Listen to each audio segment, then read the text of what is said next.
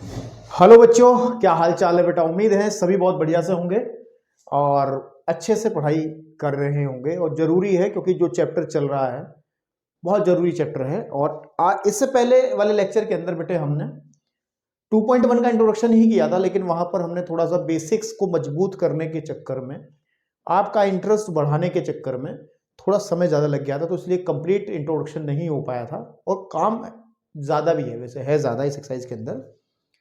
वहां पर हमने क्या सीखा था? बेसिकली हमने किसी भी फलन की कॉन्टिन्यूटी के बारे में बात करी थी, फलन सतत कब होता है। तो वहां पर हमने बहुत डिटेल से बात करी थी कि अगर हम लोग x इज इक्वल टू ए पर फलन एफ एक्स की कॉन्टिन्यूटी देखना चाहते हैं, कॉन्टिन्यूअस यानी सतत है या नहीं है देखना चाहते हैं, तो हम ये तीन चीजें देखते हैं कि लेफ्ट हैंड लिमिट देखेंगे, राइट हैंड लिमिट देखेंगे और फलन का मान देखेंगे।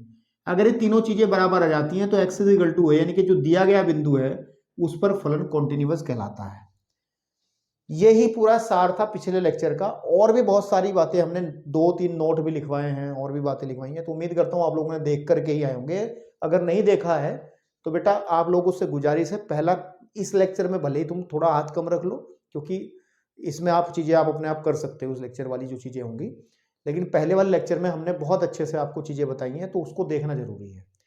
चलिए, एग्जाम्पल नंबर 4 तक हम बात कर चुके थे, तो हम लोग बढ़ते हैं अब एग्जाम्पल नंबर 5 की तरफ। और 5 में हमसे क्या कहा? उसने कहा कि उन बिंदुओं की जांच कीजिए, यानी कि वो पॉइंट्स देखने हैं जिन पर अचर फलन constant function F x is equal to A सतत होता है। कांस्टेंट फंक्शन आपको पता है, आपने 11th में ही पढ़ा था, ठीक है ना। कांस्टेंट फंक्शन का मतलब कि f x is equal to k कोई भी संख्या हो सकती है, कोई भी रियल नंबर हो सकता है। मान के चलो मैंने f x is equal to 2 ले लिया, है ना। तो अगर इसका मैं ग्राफ बनाऊं, अगर मैं इसका ग्राफ बनाऊं f x is equal to 2 का, ये एक्स एक्स हो गया, इधर की तरफ एक्स की वैल्यू, इधर एफ एक्स की वैल्यू आ जाएगी, है ना। यानी कि y is equal to f x कह लो चाहे तो, ठीक है ना।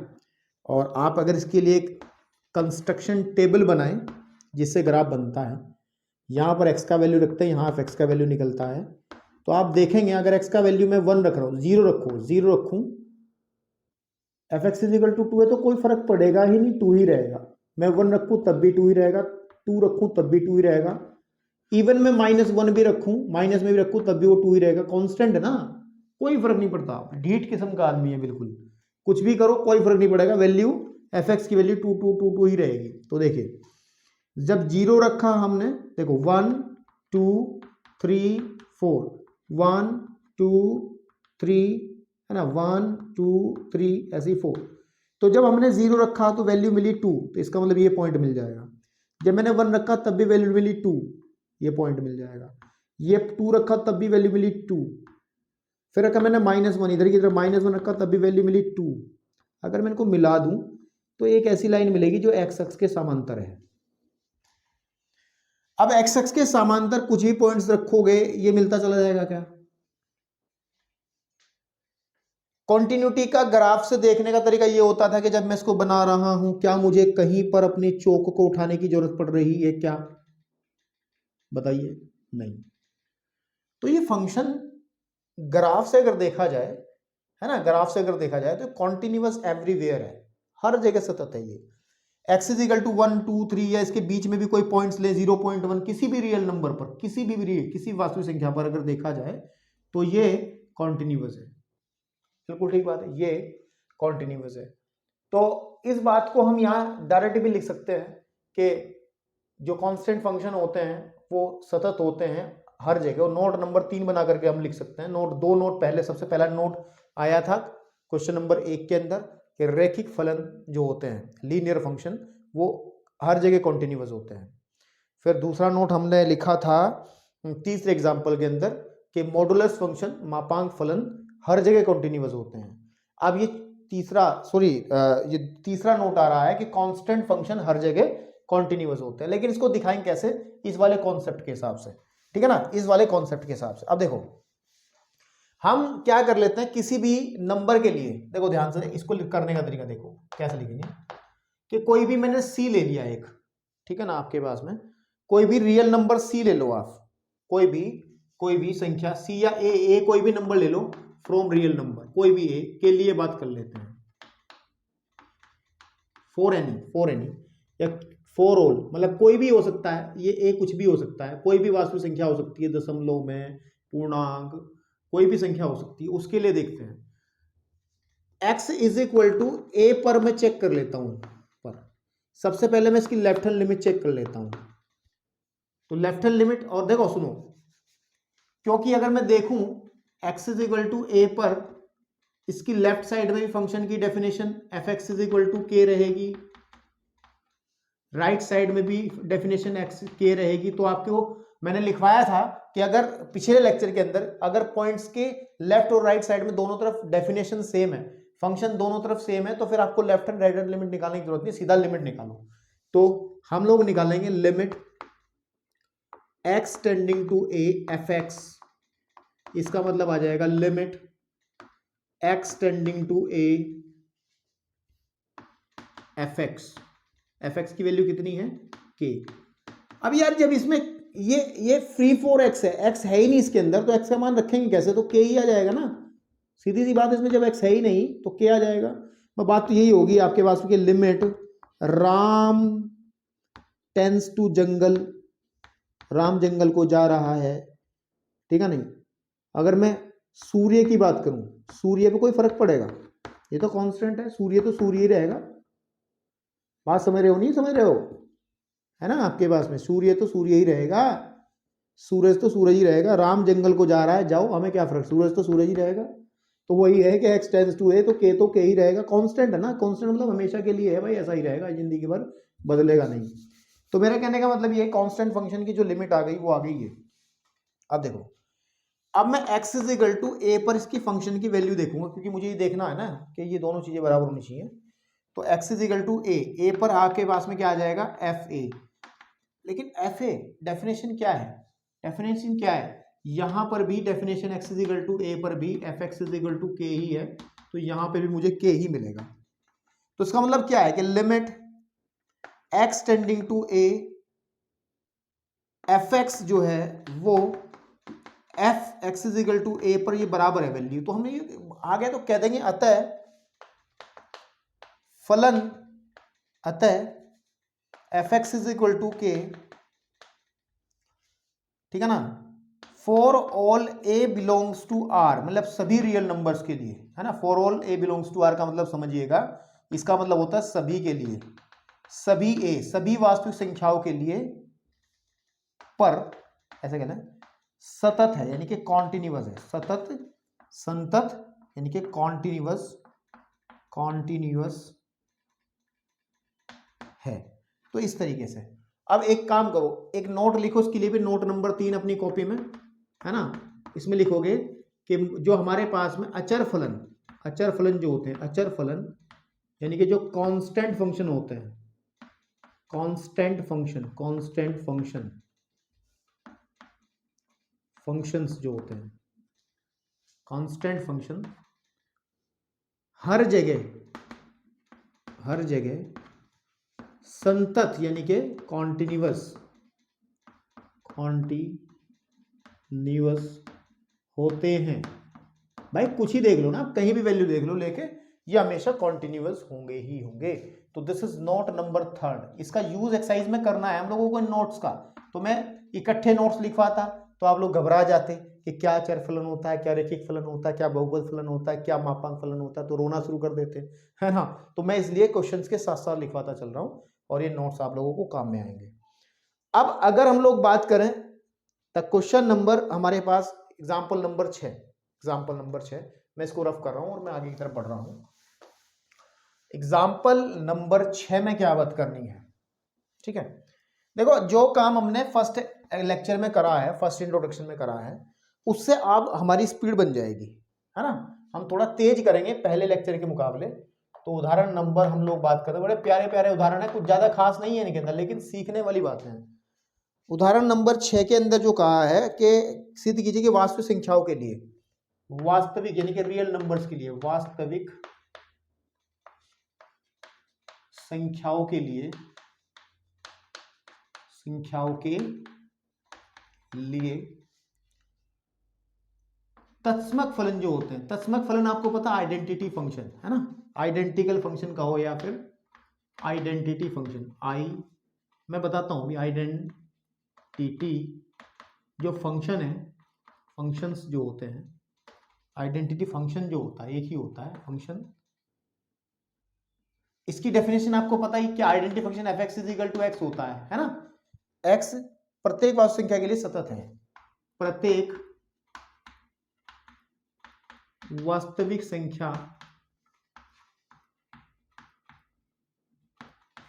के लिए सतत है, ठीक है ना, के लिए सतत है।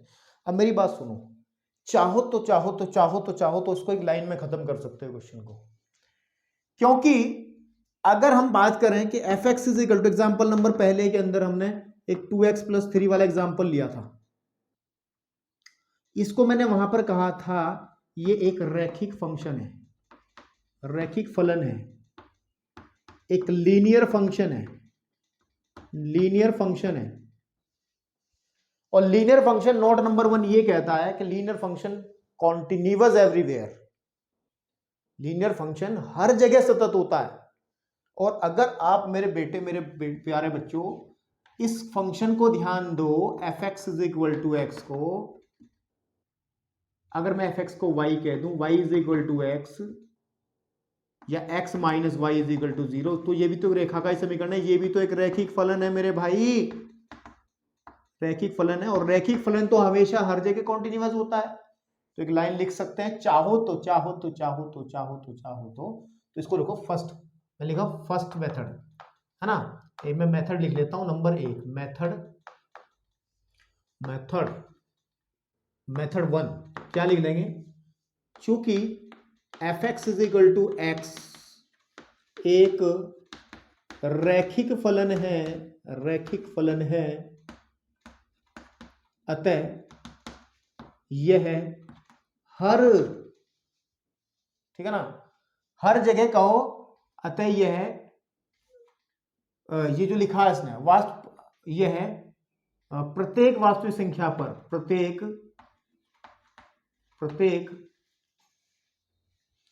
वास्तविक संख्या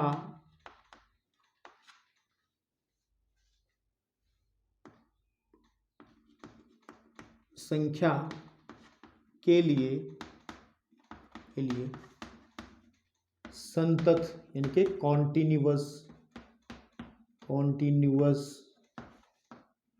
है।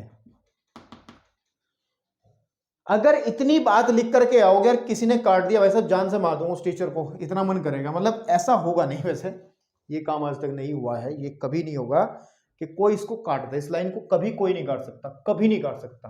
तो ऐसा आप लिख के आए, है ना, ऐसा आप लिख के आए तो कोई प्रॉब्लम नहीं होगी। तो ये मेथड नंबर 1 है, ठीक है, जिसको हमने एक पुराने नोट से कर लिया, है ना, पुराना नोट चला के हमने कर लिया काम। अब मेथड नंबर 2 देख लो आप, इसको भी थोड़ा सा समझ लो। मेथड नंबर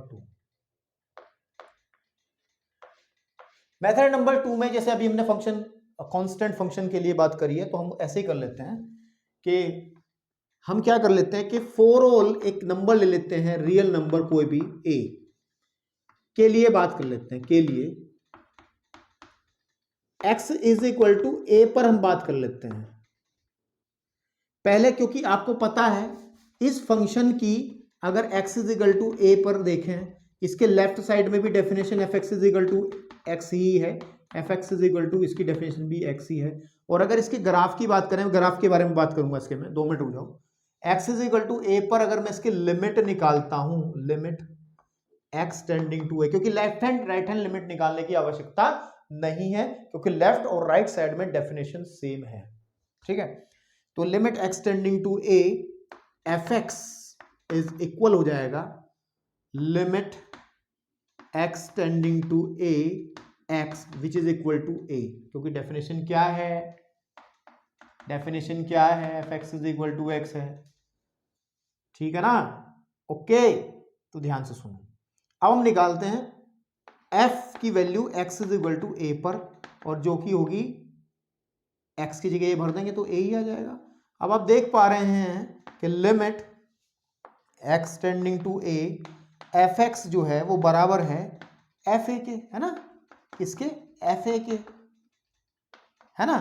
तो इसका मतलब क्या है, अतः हम लिख सकते हैं, अतः f x is equal to, जो एक्स एक फंक्शन है, x a belongs to real number के लिए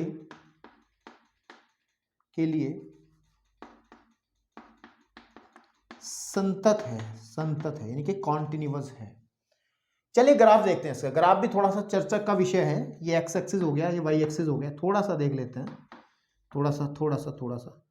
बेसिकली ये y इज इक्वल टू, देखो कहाँ बनाए इसके कंस्ट्रक्टर, यहाँ देखो f x is equal to x है ना, या तो इसको y is equal to x कह लो। तो आप ये क्या करेंगे, कंस्ट्रक्शन टेबल बना लेंगे, यहाँ पे x, यहाँ पे y। तो x 1 भरा तो 1, 2 भरा तो 2, -1 भरा तो -1, आप देखोगे -2 भरोगे तो -2। तो x is equal to 1, y is equal to 1, तो पॉइंट ही मिल जाएगा। x इज इक्वल टू 2 तो y इज इक्वल टू भी 2, तो पॉइंट ही मिल जाएगा। x इज इक्वल टू -1 तो y इज इक्वल टू -1, तो पॉइंट ही मिल जाएगा। कुछ इस तरीके का ग्राफ आएगा इसका। This is y f x is equal to x का ग्राफ, और देखने से भी लग रहा है कि कॉन्टिन्यूअस है, कॉन्टिन्यूअस है। चलिए मेरे बेटे, अब चलिए, ठीक है ना, ठीक है ना, ठीक है, ओके। चलिए अब एग्जाम्पल नंबर बढ़ते हैं 7th की तरफ। जरा फटाफट इसको नोट करिए आप लोग, बड़े प्यार से, बहुत मेहनत से आपको बताया जा रहा है, तो आपकी भी जिम्मेदारी बनती है बेटा कि बहुत मजे से, है ना, बहुत अच्छे से इसको नोट करें। ठीक है, हो रहा है नोट, हो रहा है। स्क्रीनशॉट लेकर के नहीं छोड़ना है, स्क्रीनशॉट लेकर के छोड़ोगे तो वो गलियों में, गैलरियों में आपका ये स्क्रीनशॉट कहीं ना कहीं खो जाएगा। ठीक है, चलिए तो अब हम लोग बढ़ते हैं एग्जाम्पल नंबर 7 की तरफ। और 7 एग्जाम्पल अगर मैं आपको कहूं, ये लगभग हो गया है। अगर आपने मापांक फलन वाला एग्जाम्पल कर लिया था पीछे की तरफ, तो लेकिन हम इसको दोबारा से कराएंगे, उसने कुछ और कहा है करने को। अंतर बताएंगे आपको मेरे बेटे, अंतर बताएंगे आपको कि उदाहरण नंबर 3 में भी करा था ना ये वाला, हाँ उदाहरण नंबर 7, ये 3 में भी करा था हमने, कि इसने इस बार क्या कहा है कि क्या function F x is equal to mod of x द्वारा परिभाषित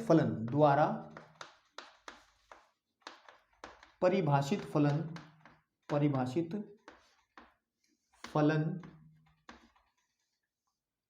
एक सतत फलन है। अरे अच्छा, एक संतत फलन है। अच्छा, एक बात सुनो इसके अंदर, एक बात सुनो। देखो उसने कभी कुछ बात नहीं की बेचारे ने, बहुत बातें छुपा ली इसने। कोई फंक्शन कॉन्टिन्यूअस कब होता है? हम लोगों ने अब तक जितनी बात करी है, वो किसी एक पॉइंट पे बात करी है बेसिकली। देखो x इज इक्वल टू ए पे तो काम चला, x इज इक्वल टू ए पे तो निकला सारा ड्रामा ये, तो किसी एक पॉइंट पर। लेकिन इसमें ना पॉइंट का जिक्र है, ना यूं कहा कि वास्तविक संख्या के लिए देखो या किसी अन्य सेट के लिए देखो। देखो अब सुनो, फलन अगर सतत है, सतत फलन की डेफिनेशन क्या होती है मैं आपको बता दूं पहले। वह फलन जो अपने डोमेन के, अरे वाह ये चीज आई समझ में, डोमेन के प्रत्येक बिंदु पर संतत होता है, संतत फलन कहलाता है, यानी कि कॉन्टिन्यूअस फंक्शन कहलाता है, कॉन्टिन्यूअस फंक्शन कहलाता है।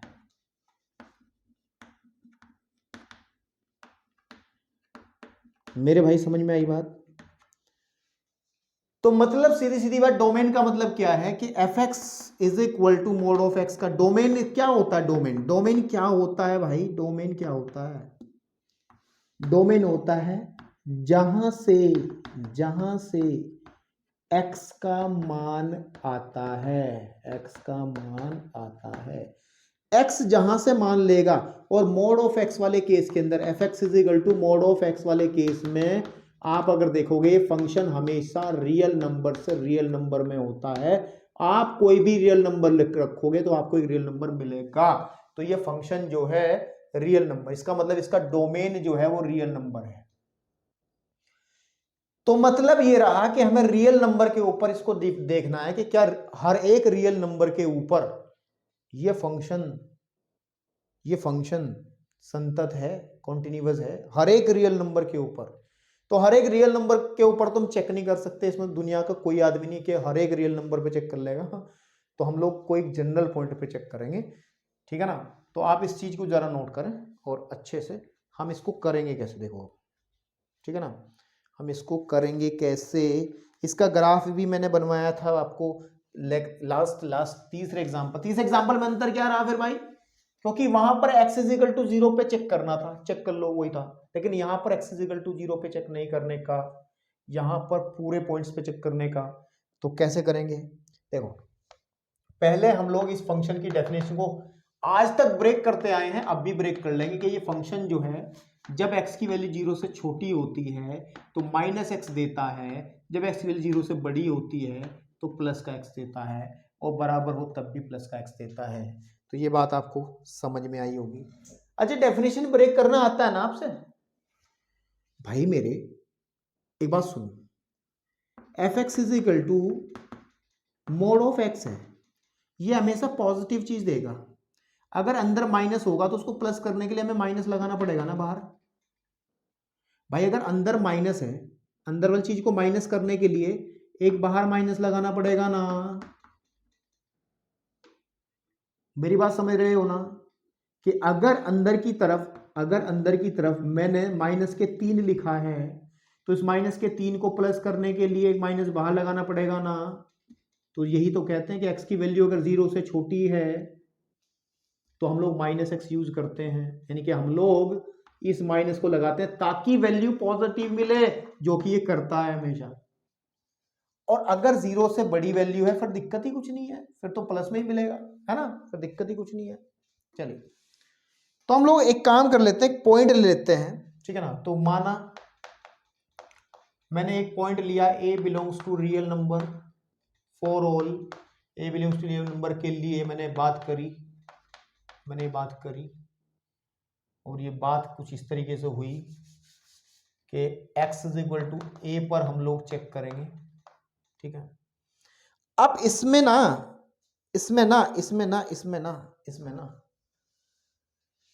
दो केस बन रहे हैं मेरे भाई, ठीक है। दो केस ये इस तरीके के हैं कि अगर हम लोग x is equal to a ले रहे हैं, अगर ये a 0 से छोटा है तो डेफिनेशन ये काम में आ रही है, और अगर ये 0 से बड़ा या बराबर है तो डेफिनेशन ये काम में आ रही है, ठीक है ना। x is equal to a जो कि 0 से छोटा है के लिए अगर हम ध्यान दें, fx जो है वो आपके पास में -x है। और अभी नोट लिख के आए कि fx is equal to x जो है ये एक तत्समक फलन है, लेकिन ये रैखिक फलन भी था। तो -x एक तत्समक तो नहीं होगा, अभी ये एक रैखिक फलन तो है ही है ना। यहां लिख देंगे एक रैखिक फलन है, अतः a बिलोंग्स टू r, यानी कि सभी रियल नंबर के लिए, for all a belongs to r के लिए फॉर a, है ना, a बिलोंग्स टू r, और किस तरीके से कि a जब छोटा है 0 से के लिए फलन कॉन्टिन्यूअस होगा, ठीक है जी। चलिए, दिस इज केस नंबर 1, आप ये कह सकते हैं case number 1, this is case number 1, कि जब हम लोग a जो है वो 0 से छोटे की बात करते हैं, जब हम a को लेके चलते हैं 0 से छोटा, है ना आपके पास में। चाहो तो आप इसको ऐसा ना लिखो, यहां पे लिखो कि यहां से हल शुरू कर दिया हमने, तो यहां पे लिखेंगे कि case 1, this is case 1 for all a belongs to a, और साथ ही साथ क्या है कि a जो है वो छोटा है 0 के लिए, तो रेखिक फलन हमेशा ही, है ना, रेखिक फलन हमेशा ही सतत होता है। नोट लिखवाया मैंने, इसको लिखने में कोई हर्ज नहीं है, डायरेक्ट आप कह सकते हो रेखिक फलन हमेशा ही कॉन्टिन्यूअस होता है। तो आराम से इसको प्यार से बहुत अच्छे से लिख सकते हैं। केस सेकंड के अंदर अगर हम लोग बात करें तो केस सेकंड इज व्हाट, कि for all a belongs to R, लेकिन इस बार ए की वैल्यू हम लोग 0 से बड़ी लेते हैं के लिए सेम केस बनेगा।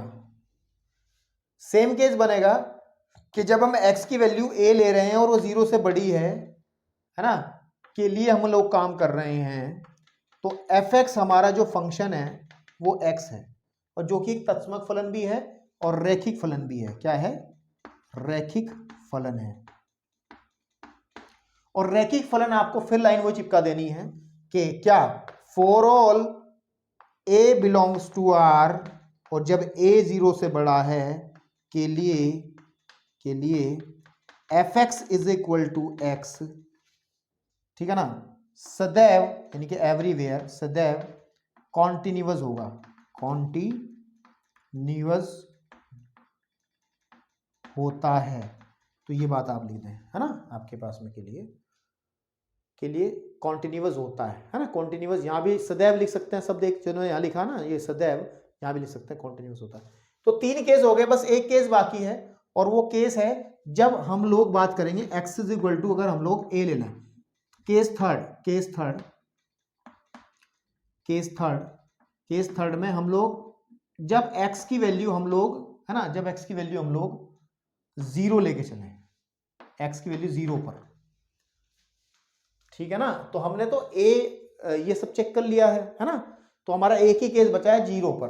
तो 0 पर देखो, 0 पर आप क्या निकालो, पहले लेफ्ट हैंड लिमिट निकाल दो। अच्छा 0 पर देखो, 0 पर डेफिनेशन बदल रही है क्या, 0 के लेफ्ट राइट में बदल रही है ना, तो left hand right hand limit निकालो।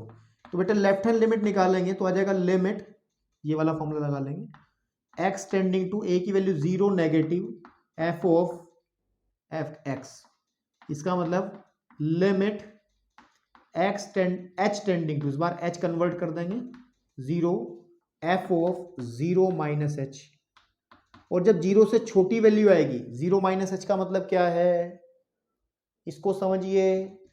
0 माइनस h का मतलब क्या है, 0 से छोटी, और 0 से छोटी हो तो डेफिनेशन ये आ जाती है मेरे भाई। तो इसका मतलब है कि माइनस ऑफ, देखो limit h tending to 0 and minus of 0 minus h, जब इसमें मैं 0 भरूंगा, एक माइनस बाहर है, तो आपके पास में फाइनली 0 आ जाएगा, ठीक है।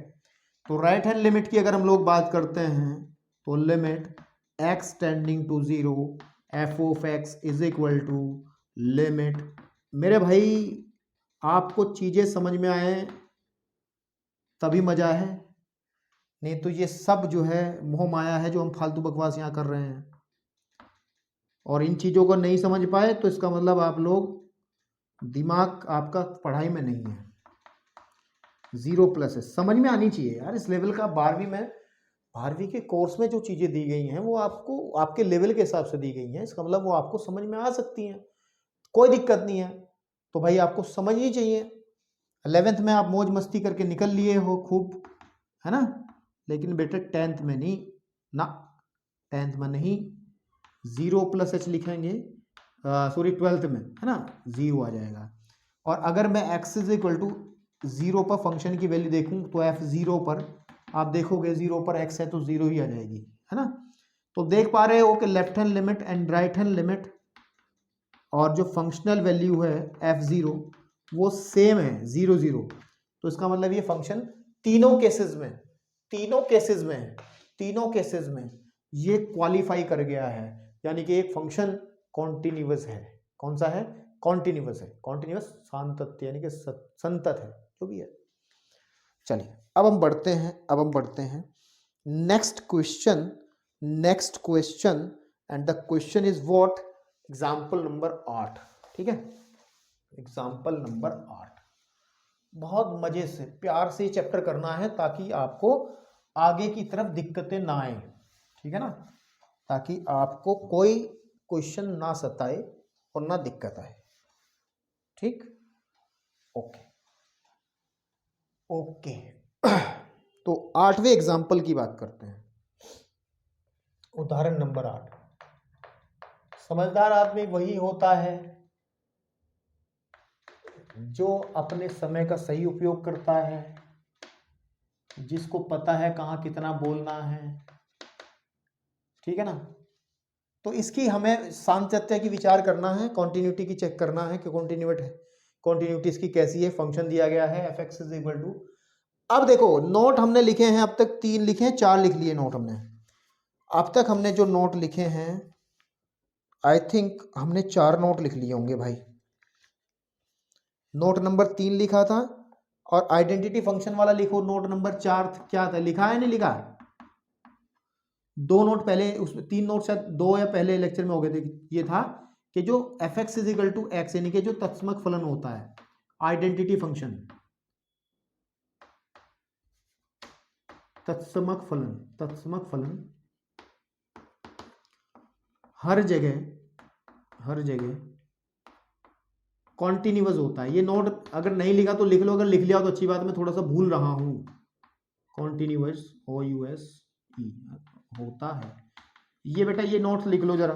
अगर ये नोट नहीं लिखा है f(x) is equal to x, तो 4 नंबर का नोट अगर नहीं लिखा है तो उसको लिख लो कि जो तत्समक फलन होता है identity function f(x) is equal to x हर जगह कौन वो होता है। वैसे यार एक बात हो, ये नोट बनाने की जरूरत नहीं थी क्योंकि ये तो रैखिक फलन है, लेकिन चलो लिख लो यार, 4 हो गए। चलिए अब चलते हैं इस फंक्शन के बारे में, थोड़ी सी पहले बात करते हैं। एक बहुपदीय फलन होते थे, याद करो, इस नोट को बना करके लिखेंगे लेकिन पहले समझ लो। बहुपदीय फलन वो अंग्रेजी में कहते थे पॉलिनोमियल फंक्शन,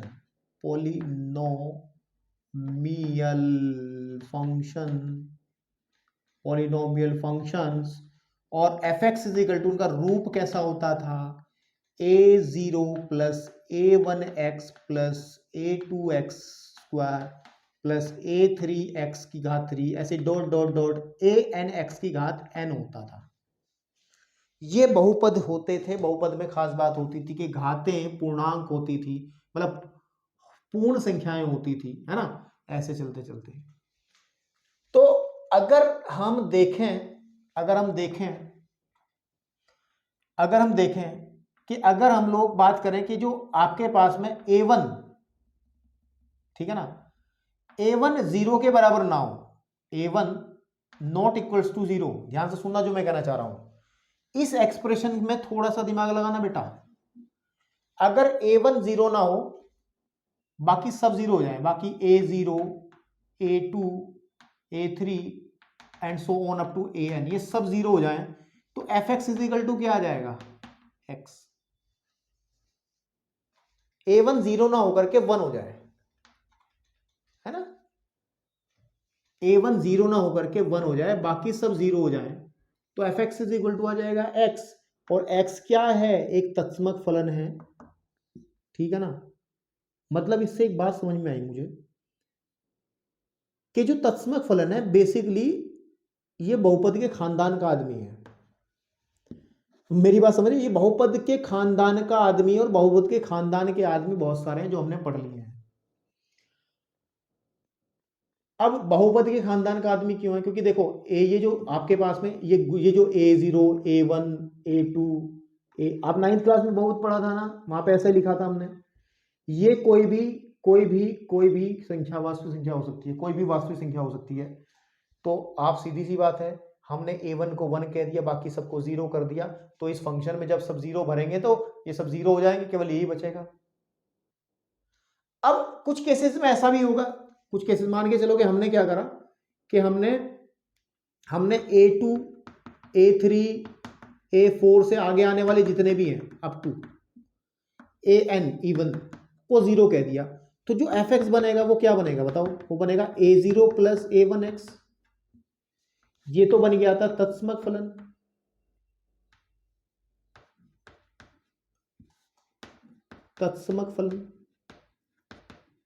बात समझ में आ रही है।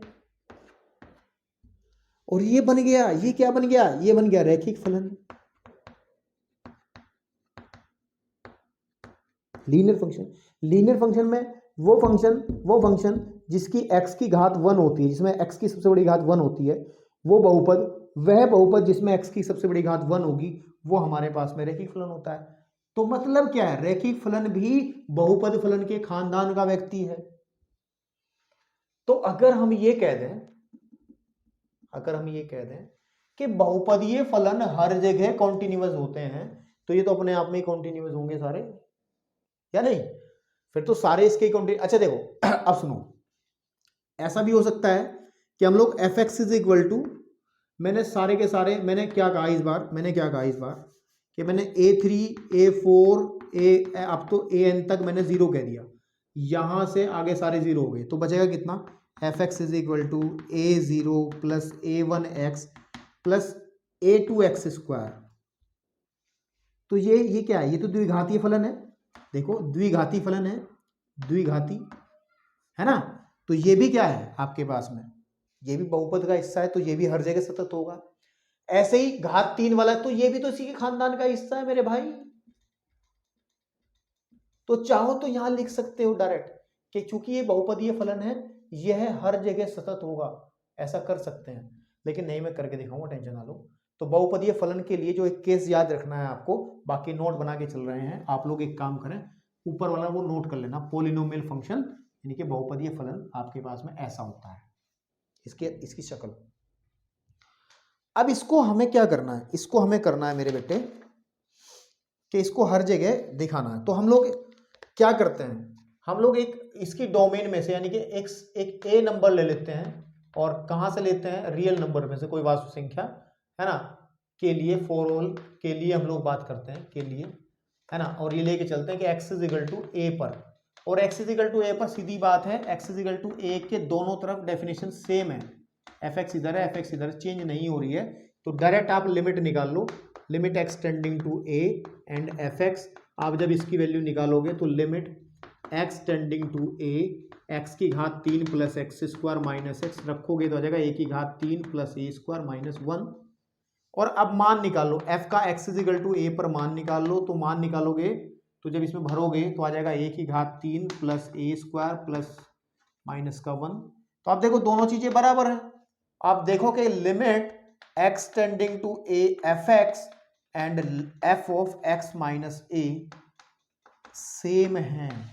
तो इसका मतलब for all a belongs to real number, हमारे पास में एफ एक्स जो है कॉन्टिन्यूअस है, कॉन्टिन्यूअस है, ठीक है ना, दिस इज कॉन्टिन्यूअस है। और ध्यान रहे, ऐसे ही हम इसको भी प्रूव कर सकते हैं। तो नोट नंबर 5, कौन सा, नोट नंबर 5, इस पे भी लिख लूं मैं, मेरे को याद रहेगा, this is note number 5 number note, and this was, and इससे पहले नोट नंबर 2 हो गया था, फिर हमने नोट नंबर 2 हो गया था, नोट नंबर 3 यहाँ हो गया था, नोट नंबर 4 कहाँ आया है फिर भाई,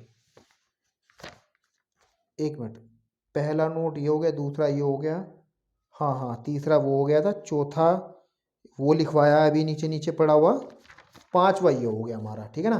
पांचवें नोट में क्या लिखेंगे, नोट नंबर 5 में क्या लिखेंगे, प्रत्येक बहुपदीय फलन, ठीक है ना, हर जगह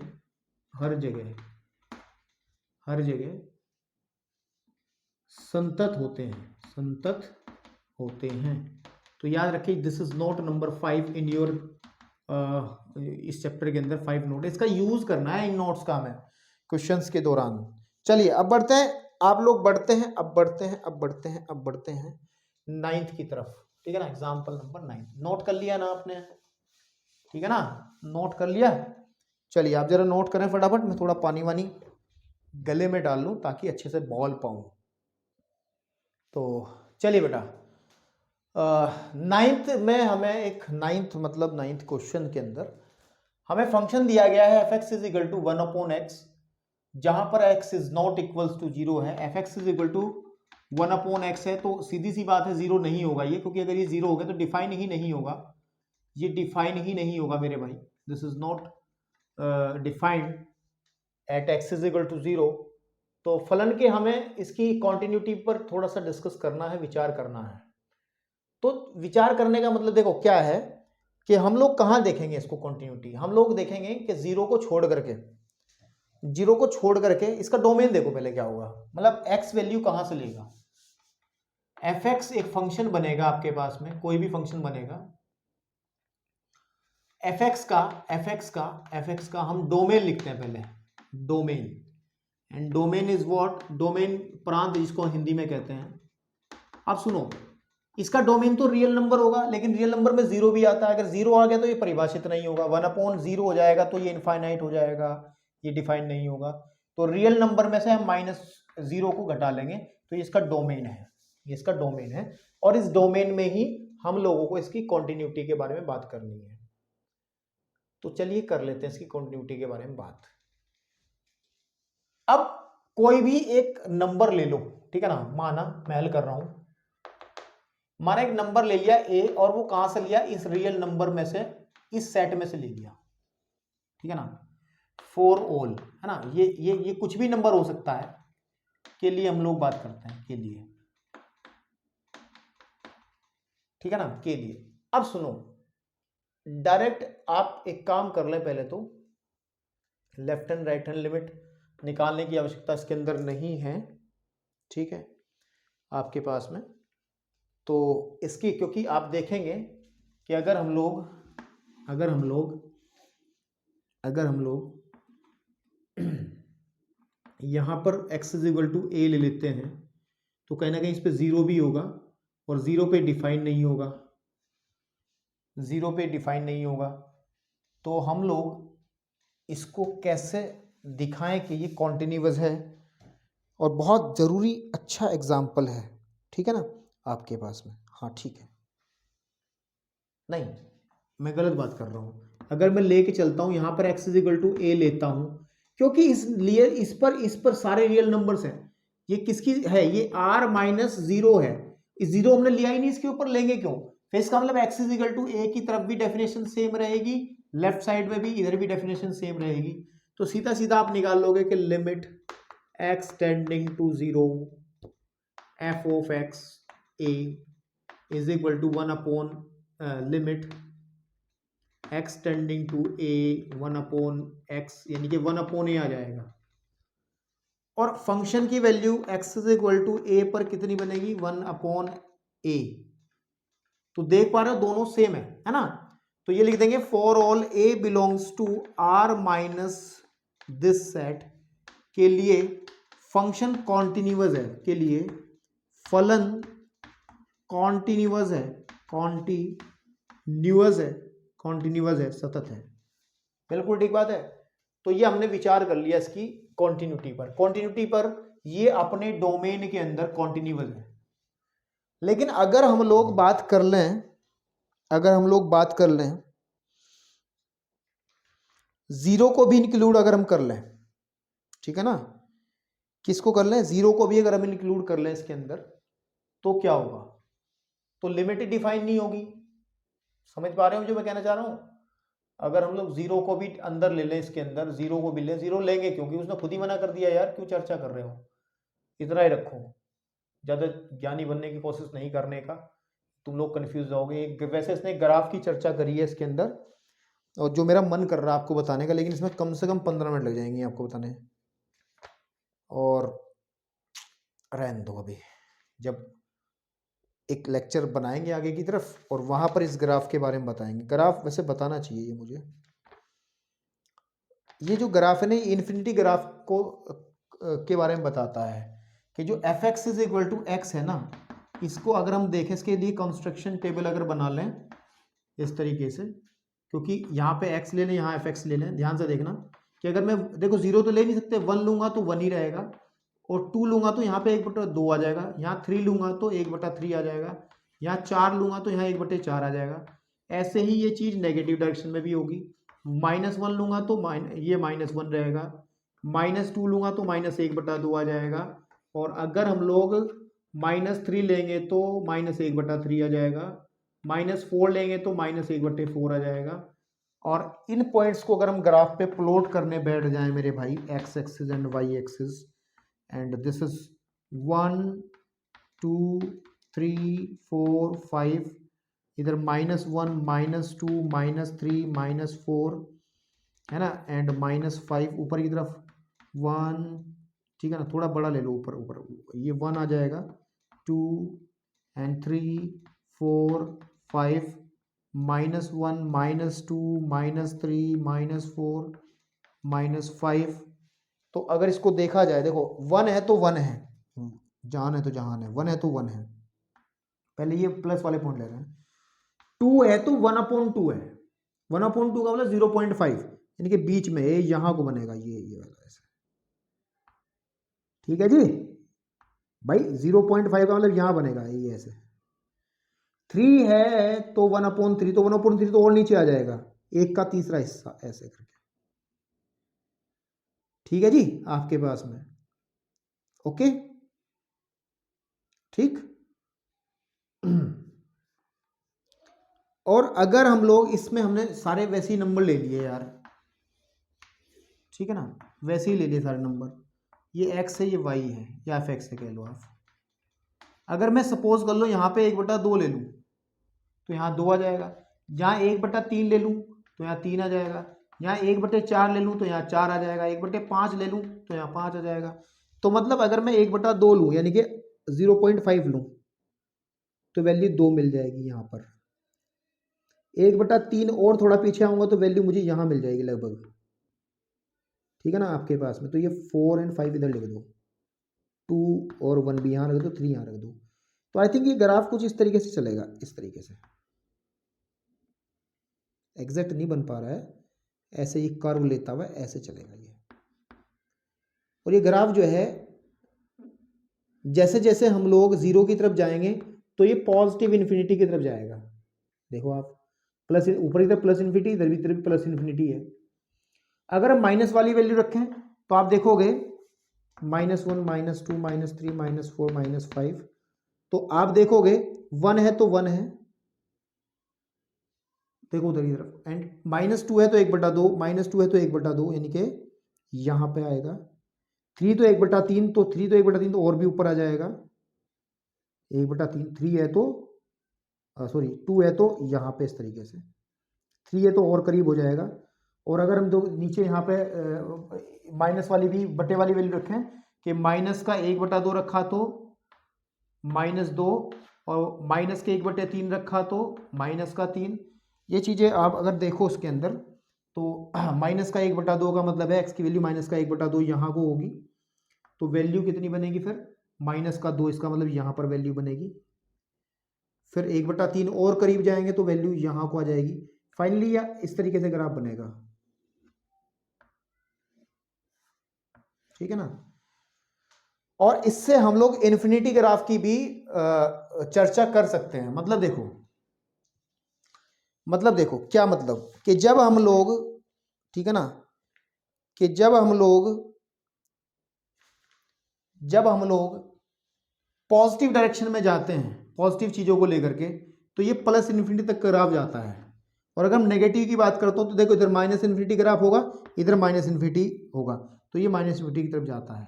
देखो समझ में अगर आ रहा है तो अच्छी बात है, नहीं समझ में आ रहा है तो इतना लोड लेने की कोशिश नहीं करनी है। मेरे को मन कर रहा था इसको मैं कुछ बताऊं, जो बच्चे समझ पाए अच्छी बात है, जो नहीं समझ पाए हैं तो भाई 12th का एग्जाम है, ज़्यादा तनाव ना लो, साइड में बना के छोड़ दो, एक्सरसाइज के क्वेश्चंस करेंगे आ जाएगा अच्छे से, जरूरत कहनी पड़ेगी वैसे अभी तो, एंड कॉम्पिटिटिव एग्जाम में पड़ती है, जब आप कुछ एग्जाम की तैयारी करोगे तो वहाँ इसकी जरूरत पड़ती है। उठाओ जरा इसको फटाफट से, हम लोग चलते हैं, कोई नोट तो नहीं आना इसमें, नहीं, तो अब चलते हैं हम लोग, एग्जाम्पल नंबर 9 हो गया, 10 की तरफ चलते हैं, ठीक है। चलिए बोर्ड रफ कर लो।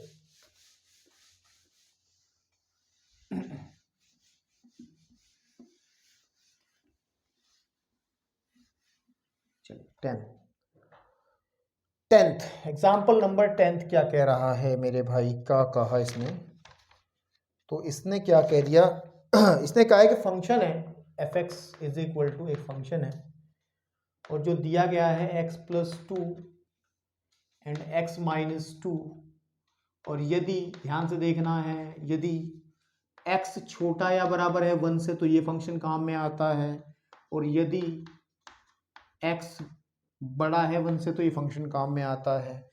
तो फलन के इसकी कॉन्टिन्यूटी पे डिस्कस करना है, ठीक है ना। तो मतलब हमें कोई पॉइंट नहीं दिया गया है, हमें देखना है कि कहाँ पे ये कॉन्टिन्यूअस है, कहाँ पर ये कॉन्टिन्यूअस नहीं है, इस बारे में बात करनी है। तो इसमें तीन कंडीशन होंगी।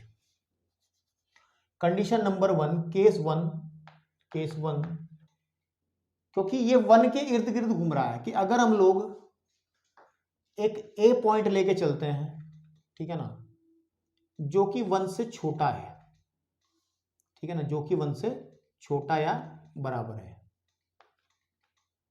ठीक है ना, आपके पास में लेके चलते हैं, यानी कि x की वैल्यू हम लेके चलते हैं के लिए a, और a कैसा है, फॉर ऑल ना लिखो, केवल इतना लिखो, a 1 से छोटा लेके चल रहा है। तो fx की जो वैल्यू है, आप देखो फंक्शन जो है, ठीक है ना, के लिए जो फंक्शन है वो x प्लस 2 है, और ध्यान दो ये कैसा है, रैखिक फलन है। क्या है ये? तो आपको कुछ नहीं करना है, नोट यूज करना है, नोट नंबर 1 यूज करना है, रैखिक फलन है ना। और नोट नंबर 1 में ये कहा था कि रैखिक फलन जो होते हैं, रैखिक फलन कॉन्टिन्यूअस एवरीवेयर,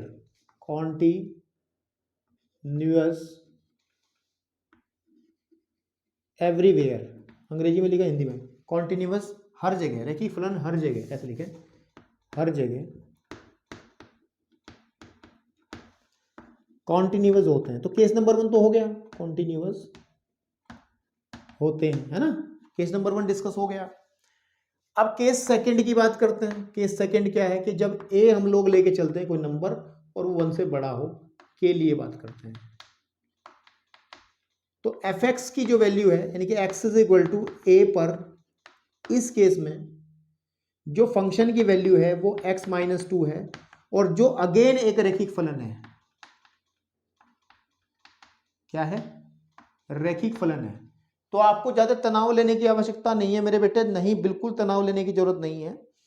आप डायरेक्ट नोट का इस्तेमाल करेंगे कि रैखिक फलन यही वाला, इसको कॉपी कर लेंगे यहां से, मेरे पास डिजिटल बोर्ड नहीं है, नहीं तो मैं इसको यहां से कॉपी मारता और यहां से कॉपी उठा कर यहां पेस्ट कर देता, यहां पे पेस्ट कर देता। समझ में आई मेरे बेटा बात? एक आधी बात समझ में आई? तो दोनों केसेस में हम लोगों ने दे दिया सतत है। केस थर्ड बनता है कि अगर x इज इक्वल टू 1 की ही बात करें के लिए, तो लेफ्ट हैंड लिमिट निकाल लो मेरे भाई। लेफ्ट हैंड लिमिट होगी limit x tending to 1 negative f x, मतलब f limit function h tending to 0 and f of 1 minus h। अब 1 माइनस h का मतलब 1 से कम के लिए फंक्शन काम में आएगा ये वाला। तो limit s tending to 0 and आ जाएगा 1 माइनस h प्लस 2। बात समझ में आ रही है?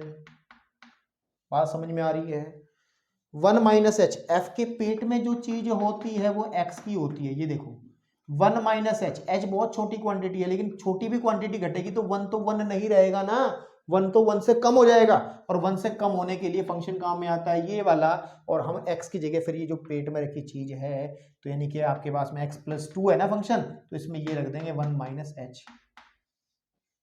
ठीक है, यहाँ पे आप 0 भरिए, तो 0 भरोगे तो आ जाएगा आपके पास में 3। ठीक है ना, तो आपकी लिमिट आ गई 3। अब देखो अब हम लोग बात करते हैं right hand limit, and right hand limit is what, limit x tending to 1 positive, ये वाला फंक्शन एफ एक्स। तो limit h tending to 0 f of 1 plus h, and ना 1 में कुछ भी जुड़ेगा तो 1 से बड़ा हो जाएगा, तो फंक्शन ये काम में आएगा। इसका मतलब लिमिट h टेंडिंग टू 0, तो 1 plus H minus two, 1 plus H minus two, तो h प्लस में जब h की वैल्यू भरेंगे तो बेटा ये 0 तो -1। अरे अरे अरे अरे अरे अरे अरे left hand limit right hand limit ही बराबर नहीं है, तो फंक्शन कैसे कंटिन्यूअस हो जाएगा? बिकॉज कॉन्टिन्यूटी के लिए हमारे पास ये दोनों चीजें बराबर होनी आवश्यक है। तो इसका मतलब फंक्शन इस केस में भी कॉन्टिन्यूअस था, इस केस में भी कॉन्टिन्यूअस था, लेकिन x = 1 वाले केस में कॉन्टिन्यूअस नहीं है। बिल्कुल बिंदास, बड़े प्यार से, अच्छे से आप कह सकते हो, है ना, आपके पास में कि फंक्शन जो है x = 1 पर, है ना, फंक्शन x = 1 पर, x = 1 पर fx असतत है, असंतत है, ऐसे असतत है, यानी कि डिसकॉन्टिन्यूअस है, डिसकॉन्टिन्यूअस है, ठीक है, डिसकॉन्टिन्यूअस है। उठाओ इसको। अब चलो एग्जाम्पल नंबर 11 करते हैं। एग्जाम्पल नंबर 11 तो एग्जाम्पल नंबर 11 क्या कहता है मेरे यारा? देखो मैं इसको हटा दूं क्या? ये तो नोट ही कर लिया होगा ना, इस जगह हमें ज्यादा मिल जाएगी ना फिर। वैसे क्वेश्चन इतने बड़े नहीं हो रहे हैं। नोट ध्यान रखना, जो नोट बीच बीच में आ रहे थे नोटों ने बहुत कमाल कर दिया इस क्वेश्चन में, है ना। एक नोट नंबर 1 ने बड़ा कमाल करा इस क्वेश्चन के अंदर। अब दूसरे एग्जाम्पल नंबर चाहो तो आप लोग अपना दिमाग लगा करके सेम वे में लिख सकते हो, उदाहरण नंबर 11 को जैसे मैंने ये किया है। चलिए मैं करता हूं, लेकिन इसने एफ एक्स फंक्शन एक दिया है मेरे को, और फंक्शन की डेफिनेशन है 3 कि x + 2 होता है फंक्शन यदि x की वैल्यू 1 से छोटी हो जाए, x की वैल्यू 1 से छोटी हो जाए। ये 0 होता है फंक्शन यदि x की वैल्यू 1 के बराबर हो जाए। x - 2 होता है फंक्शन यदि x की वैल्यू 1 से बड़ी हो जाए। तो हमको चेक करना है, हमको ये चेक करना है मेरे भाई, है ना, हमको ये चेक करना है कि ये उन पॉइंट्स को ज्ञात करना जहां पर ये डिसकंटिन्यूअस है। तो चेक कर लेते हैं।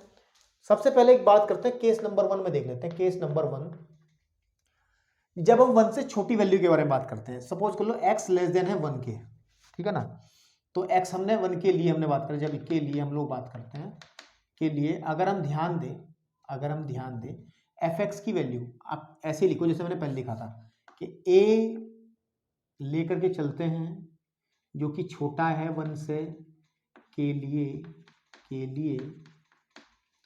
x = a पर जो फलन है एफ एक्स वो वैल्यू क्या देगा, क्योंकि a का मान 1 से छोटा है तो x + 2 देगा। और मेरे भाई लिख दोगे ये एक रैखिक फलन है,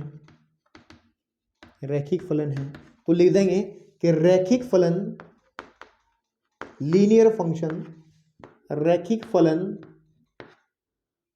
सदैव, या सदैव लिख दो या हर जगह लिख दो, सदैव कॉन्टिन्यूअस होता है,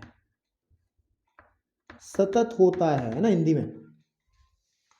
केस सेकंड, अगर a की वैल्यू हम लेके चलते 1 से बड़े के लिए, और x = अगर a पर हम लोग बात कर लेते हैं, ठीक है ना, आपके पास में a कैसा है 1 से बड़ा है, तो डेफिनेशन आ जाएगी एफ एक्स की वैल्यू आ जाएगी x - 2, और ये भी एक रैखिक फलन है।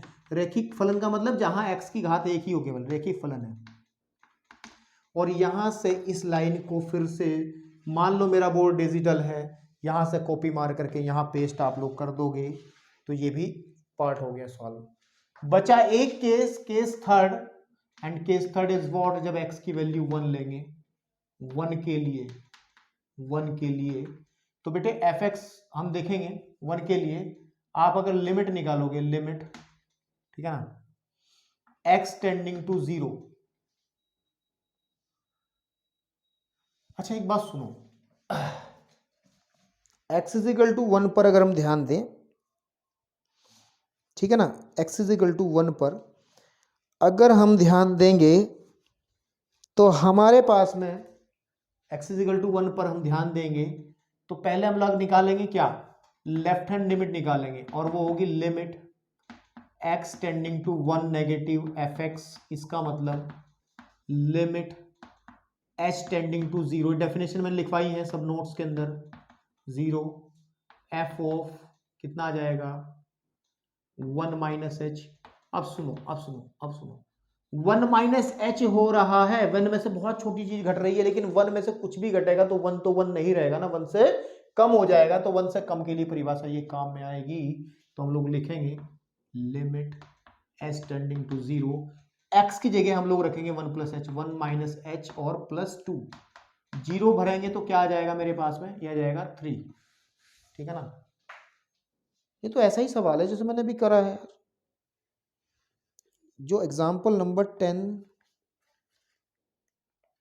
हाँ यार यही तो है, यही तो है, यही तो है, यही तो है। चलो देखते हैं।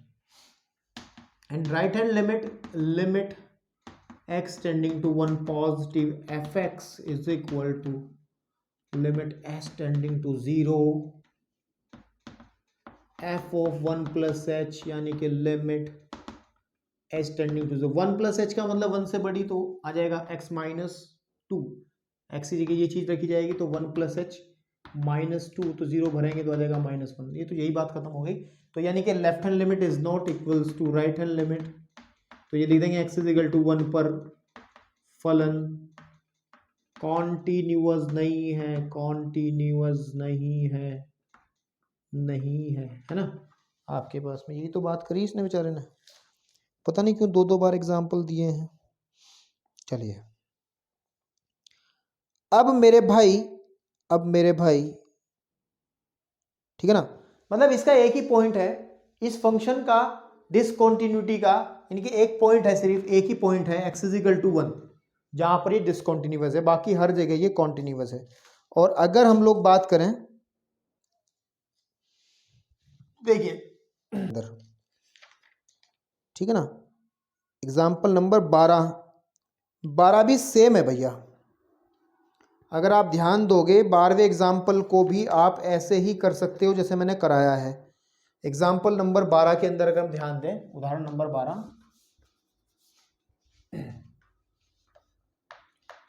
उदाहरण नंबर 12, तो 12 के अंदर क्या है कि एफ एक्स एक फंक्शन दिया गया है, एफ एक्स एक फंक्शन दिया गया है विच इज, और x प्लस 2 है अगर x की वैल्यू 0 से छोटी है, और माइनस एक्स प्लस 2 है अगर x की वैल्यू 0 से बड़ी है। बिल्कुल ठीक बात है।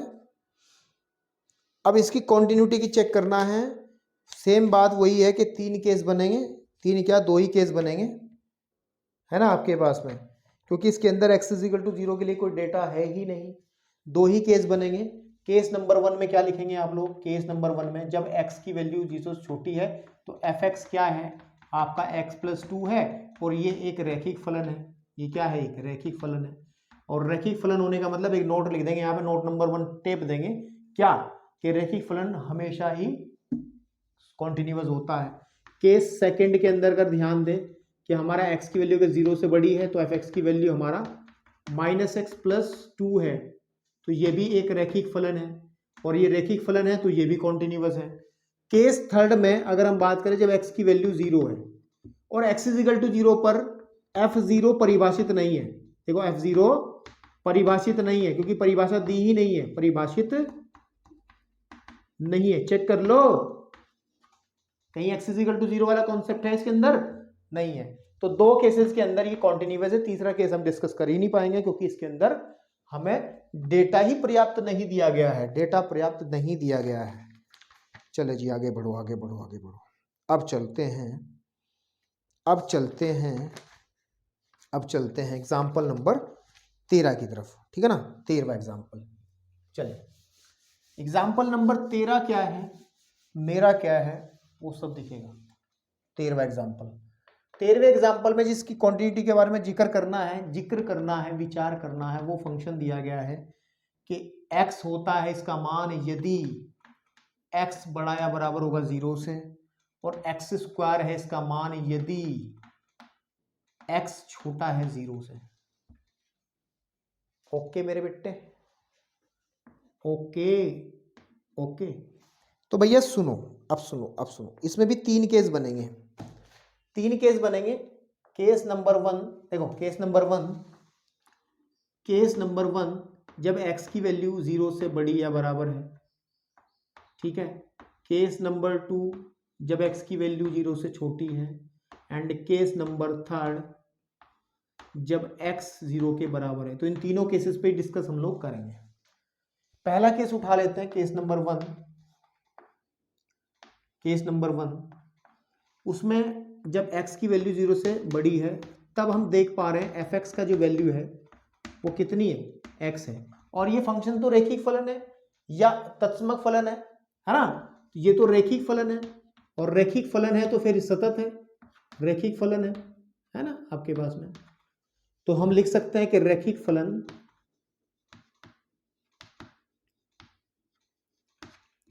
सदैव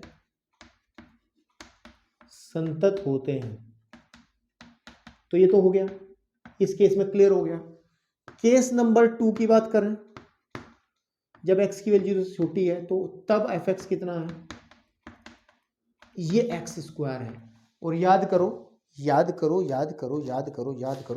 इसका चेकअप हमने करा था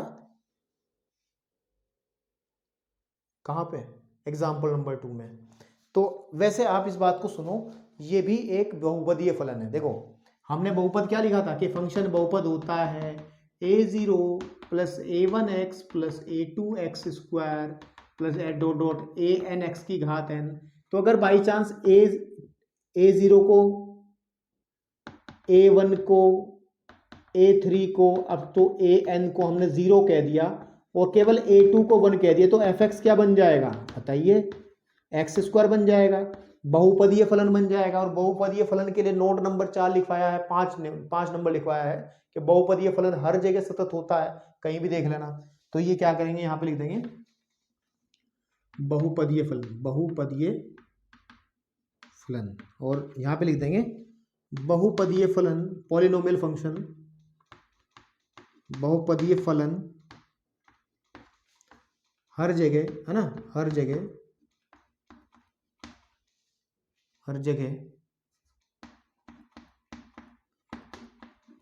संतत होते हैं।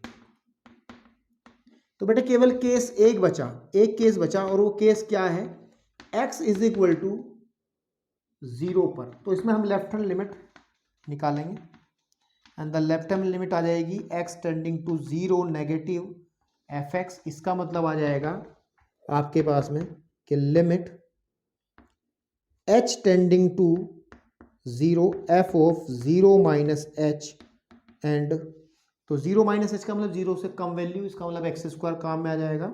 तो माइनस h का limit h tending to 0 and minus h का होल स्क्वायर, ये 0 आ जाएगा लिमिट।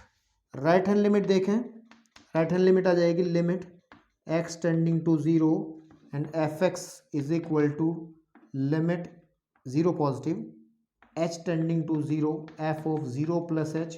0 प्लस h का मतलब 0 से बड़ा, 0 से बड़ा मतलब ये x आ जाएगा, यानी कि 0 प्लस h ही आ जाएगा। Limit h tending to 0 and 0 plus h which is equal to 0।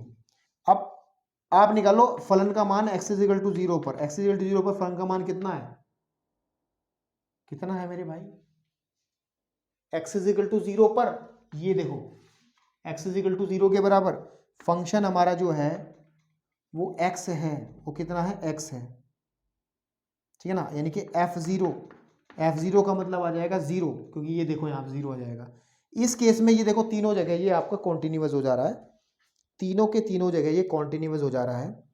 आसानी से आप कह सकते हैं कि ये जो फंक्शन है, ठीक है ना, अपने प्रांत में, अपने जो इसका जो डोमेन है ना आपके पास में, इसका जो डोमेन है, ठीक है, फंक्शन जो है कॉन्टिन्यूअस है अपने डोमेन में। fx लिख देंगे, fx अपने डोमेन में, यानी कि जो उसकी x की वैल्यू यहाँ से आती है डोमेन में, कॉन्टिन्यूअस है। ये सब चीजें और जब एक्सरसाइज करेंगे तो और क्लैरिटी से आ जाएंगी। अब सुनो मेरी बात, अब एग्जाम्पल नंबर 14 है, एग्जाम्पल नंबर 14, इसको जरा नोट करो फटाफट से। किताबों में थोड़ा अलग किया है ये काम, लेकिन आप लोग मेरे हिसाब से चलें तो बेहतर है, क्योंकि आप मेरे लेक्चर देख रहे हैं, है ना। चलिए एग्जाम्पल नंबर 14 के अंदर अगर हम लोग बात करते हैं तो उसने कहा कि प्रत्येक बहुपदीय फलन को, बहुपद फलन कौन सा मैंने लिखा है, ये होता है a0 plus a1x plus a2x² plus a3 x की घात 3 डॉट डॉट डॉट ही चलेगा an x की घात n तक, ठीक है ना। आपके पास में जहां पर ये सारे के सारे a1 a2 यानी कि ai कह लो, ये सारे रियल नंबर्स हैं, बिल्कुल ठीक है नहीं। और ध्यान रखना है कि जो an है वो 0 के बराबर नहीं है, बिल्कुल ठीक है, an 0 के बराबर नहीं है। अब सुनो, इसको हमें दिखाना है कि ये क्या है, एक भाई देखो ये नोट में पहले लिख चुका हूं कि बहुपद फलन कॉन्टिन्यूअस होते हैं, है ना, ये मैं पहले लिख चुका हूं कि बहुपदीय फलन जो है, ये फंक्शन जो है, इसके नोट बनाया, नोट नंबर 5 शायद 4 या 5, कि ये हमेशा हमेशा ये चीज ये हमेशा कॉन्टिन्यूअस होता है। नोट बना के लिख लिया, उस नोट को वेरीफाई करने का समय आ गया है। तो हम क्या करते हैं, इसका डोमेन क्या होगा, डोमेन का मतलब रियल नंबर पे ये परिभाषित होगा फंक्शन। तो हम क्या करते हैं, कोई भी एक नंबर लेके चलते हैं, इस बार हम क्योंकि a1 a2 उसमें यूज कर लिया तो c ले लेंगे, c लेके चलते हैं रियल नंबर में से। और आपको पता है अगर मैं x = c की बात करूं तो फंक्शन की डेफिनेशन इधर भी सेम है और इधर भी सेम है, बदली नहीं है। तो आप सीधा क्या निकालोगे, लिमिट निकालोगे, limit x tending to c, fx की वैल्यू जब निकालेंगे हम लोग तो इस फंक्शन के अंदर जहां जहां x है वहां c भर देंगे, तो a0 प्लस a1c प्लस ऐसे चलते चलते, और ये जरूरी नहीं लिखना बीच का, an c की घात n। फंक्शन की वैल्यू अगर निकालें हम x = c पर फंक्शन की वैल्यू निकालें तो आप लोग क्या करेंगे, इसमें जहां जहां x है वहां c भर दोगे, तो a0 प्लस a1c प्लस ऐसे dot dot dot an c की घात n।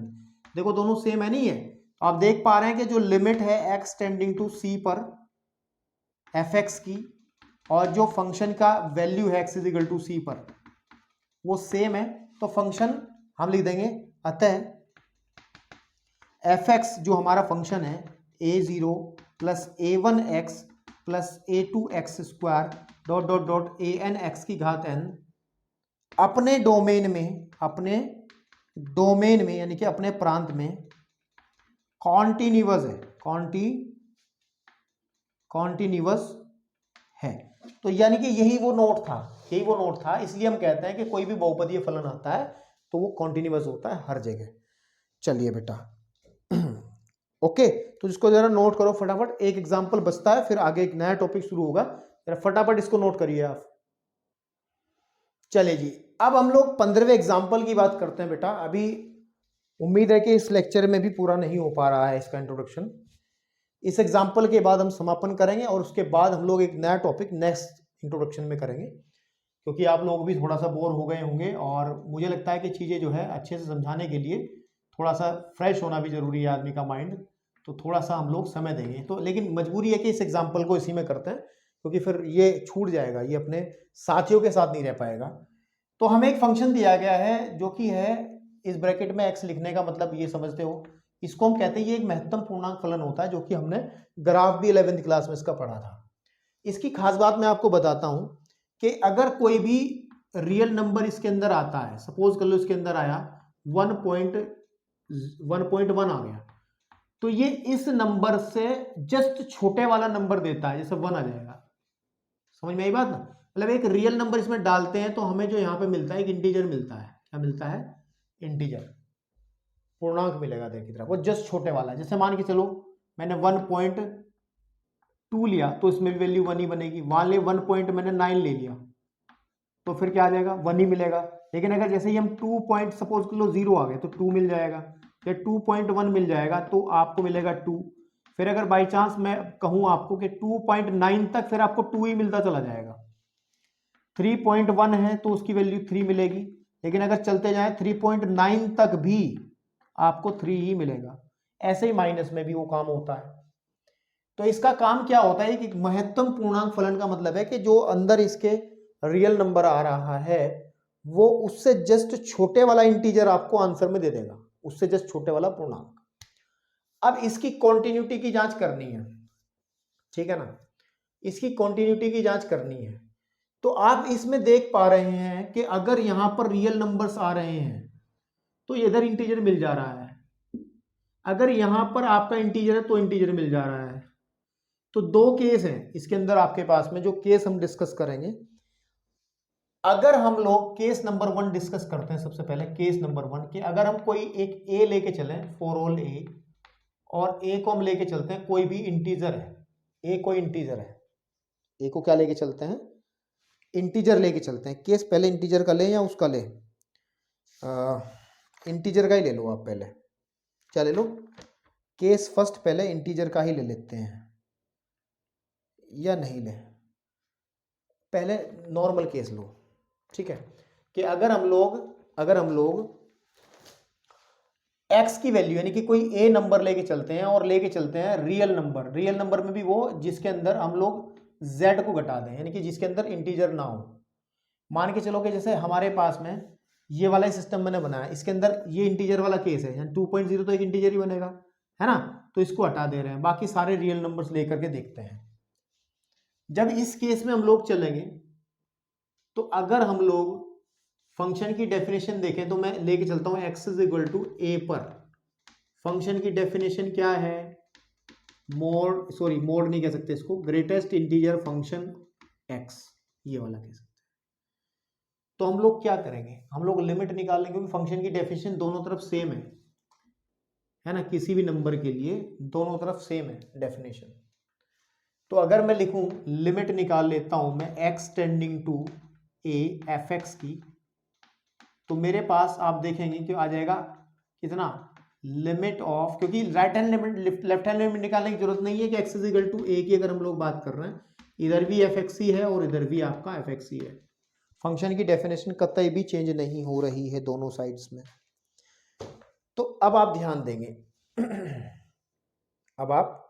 देंगे इस केस में कि हम लोग क्या करते हैं, limit x tending to a, और ये आ जाएगा आपके पास में मोड ऑफ x, तो फाइनली ये हमारा a आ जाएगा, और a जो है कोई भी इंटीजर नहीं है, ठीक है ना, कोई भी इंटीजर नहीं है, ठीक है, इंटीजर नहीं है। तो जब ये इंटीजर नहीं है तो आप एक बात ध्यान दें, ठीक है ना, कोई भी इंटीजर नहीं है तो सीधी सीधी बात है, ठीक है, नहीं एक मिनट रुक जाओ जरा, इस केस में थोड़ा सा कंफ्यूजन बना है, थोड़ा सा कंफ्यूजन है, मैं आपने कौन चाहता आप कंफ्यूज हो जाएं, ठीक है।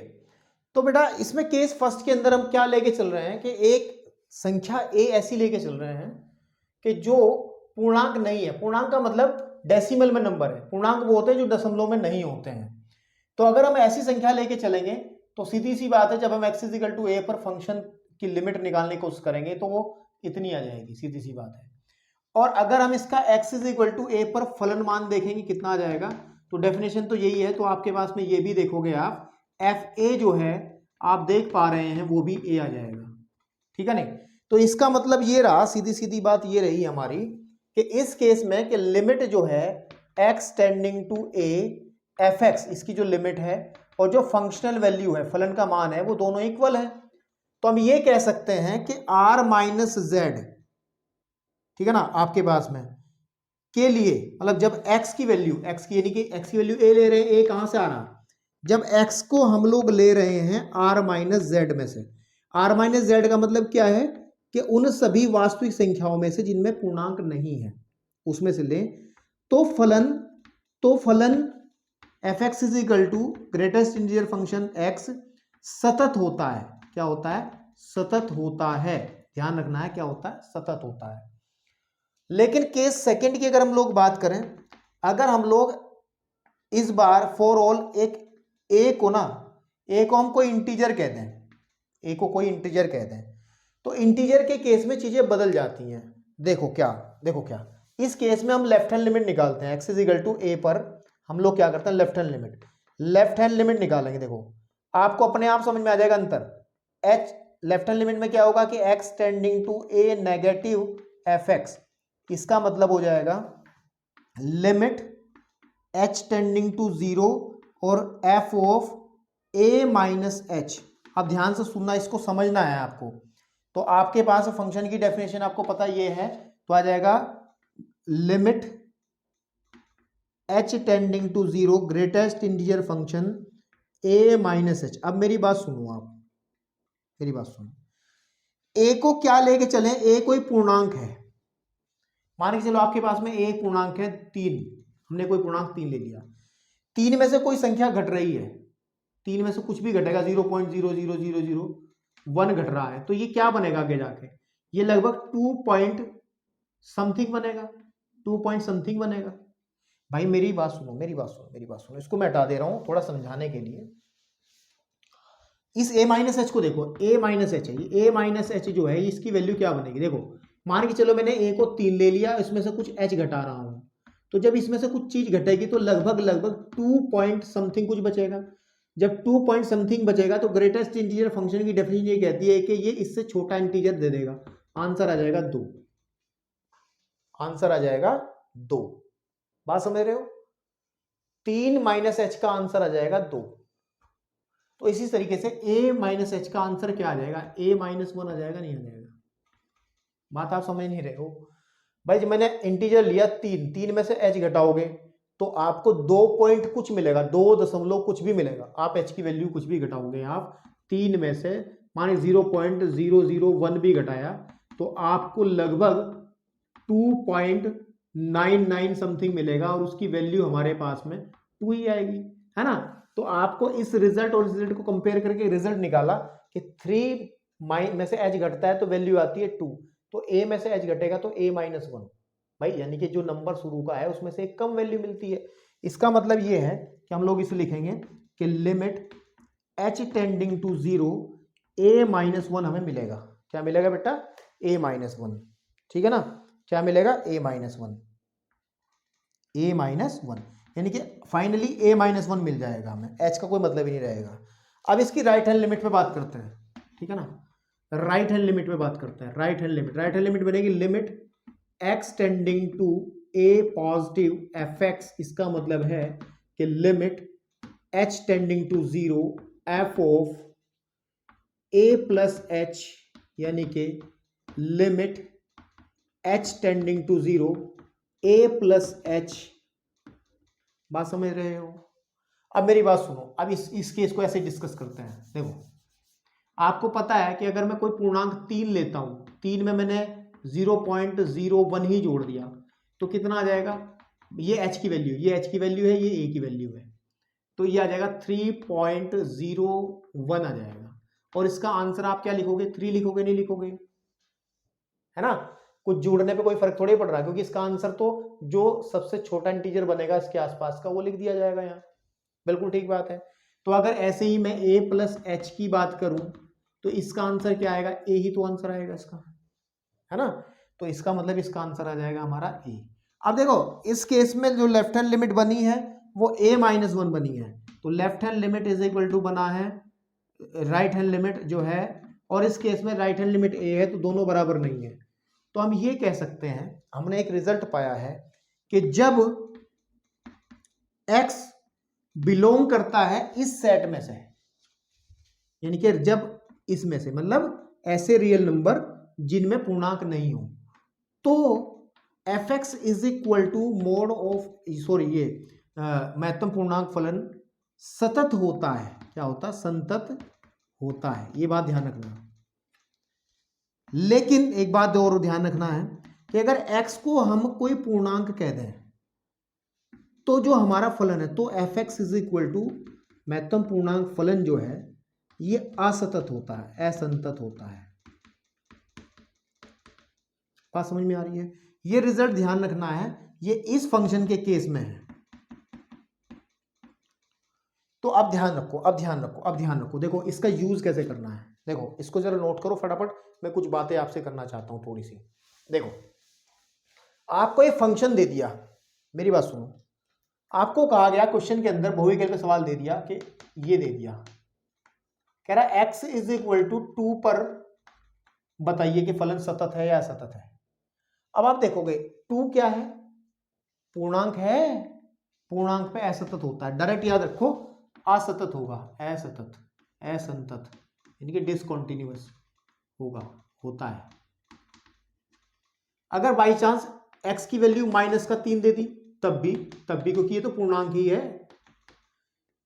लेकिन अगर x की वैल्यू दे दी 1.73 जो कि पूर्णांक नहीं है, पर फलन, क्योंकि यहां पर देखो इस वाले केस में जब पूर्णांक नहीं होता, इसका मतलब है पूर्णांक नहीं है, केवल रियल नंबर है, कोई रियल नंबर है, तो फंक्शन सतत हो जाता है। फंक्शन क्या हो जाएगा?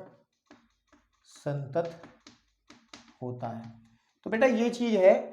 चाहो तो मैं इसका ग्राफ भी आपके सामने दिखा सकता हूं, लेकिन एक्सरसाइज के अंदर एक क्वेश्चन है जहां पर इसके ग्राफ की जरूरत पड़ेगी, तो वहीं पर ड्रिल से करेंगे, अभी बड़ा लंबा हो जाएगा। अभी इतनी चीजें समझ करके आप चलिए। इंट्रोडक्शन का कुछ हिस्सा और बाकी है, उसको हम नेक्स्ट लेक्चर में करेंगे। जितना ये काम हुआ उसको अच्छे से आप समझें। ठीक है बेटा।